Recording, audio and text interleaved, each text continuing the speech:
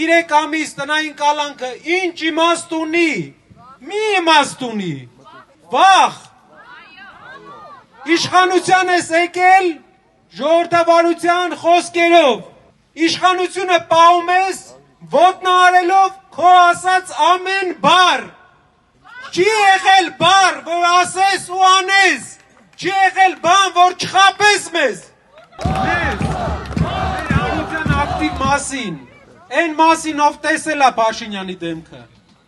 մի բան է մնում, ժողովուրդ, պայքարել, մեր առաջնորդը, այն առաջնորդը, որ փոփոխություն պետքա բերեր, և պետքա բերի, նա հնարավորություն է ունենալու, հանդես գա հայտարարություններով, և մենք պետքա բոլորս ազգովի, մեր ազգի ակտիվ անդամների միջոցով իրար հետ պայքարենք 2 ամսվա ընթացքում, խոսենք բոլորի հետ, առաջնորդը մեր իր ճանապարհով, իր անցած ճանապարհով, իր տեսակով մեր համար լավ հենք է,